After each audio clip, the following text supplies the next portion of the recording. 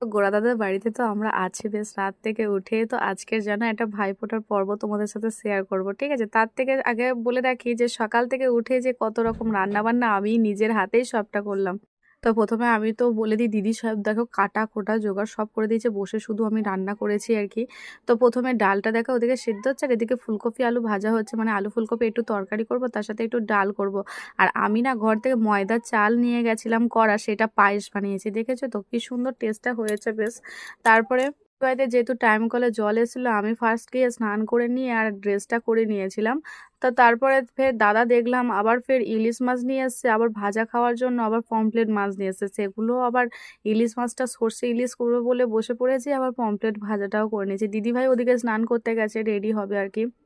তা আমি বললাম ঠিক আছে, আমি একটা করে নিচ্ছি, পরে তুমি হচ্ছে একটু রেডি টেডি হয়ে নাও। কারণ ওদিকে আবার আমাদের আর এদিকে দেখো আবির এইটা নিয়েই ওর সারাদিন ধরে খেলা।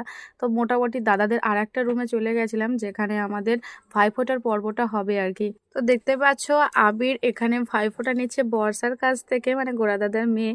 আর এখানে তোমরা হয়তো একটা নতুন নিয়ম দেখতে পাবে, সেটা হচ্ছে চুল আঁচড়ে দিয়ে মাথায় তেল দিয়ে এ করে ভাইকে এ করে দেওয়া। এটা না আমাদের ওখানে যদিও নেই, এখানে একটা নতুন ধরনের এইটা হচ্ছে, আমার বেশ ভালো লাগলো। তো আবিরকে মোটামুটি বর্ষা দিদি ফোঁটা নেওয়ার জন্য, মানে এটা ফোঁটার দিনে আমরা আসতে পারিনি, দাদা ভাইয়ের ছুটিটা ছিল না, এটা অনেক দিন তো আমাদের প্ল্যানিং ছিল আর কি। তো সেটা মানে অবশেষে হচ্ছে আর কি, মানে আবির বর্ষা যেহেতু আবিরকে দেবে, আর আমি দেবো গোড়া দাদাকে, আর দিদি ভাই দেবে মানে তোমাদের দাদা ভাইকে। বুঝতেই পারছো, পরপর সবটা আমি তোমাদেরকে গল্প করে করে একটু শোনাই, ঠিক আছে? আবির দেখতে পাচ্ছ কত পয়সা দিয়ে দিয়েছে হাতে। আর গোড়া দাদা দেখো এখানটায় বসে পড়েছে মোটামুটি ফোঁটাটা দেওয়ার জন্য। আর ওনাদের নিয়ম অনুযায়ী যেটা হয় আর কি, মাথায় তেল দিয়ে চুল ছিনে দিয়ে যে কথাগুলো বলতে হয় সেগুলো মোটামুটি এখানে ভাই ফোঁটাটা পরপর নেওয়া হচ্ছে আর কি। তো মিষ্টি টিষ্টি খাইয়ে যেই আমার পর্বটা হয়ে যাবে, দাদা ভাই যে এরকম আমার সারপ্রাইজ দেবে আমি বুঝতেই পারিনি, ওনারা এটা প্ল্যানিং করেই রেখে দিয়েছিল, ঠিক আছে?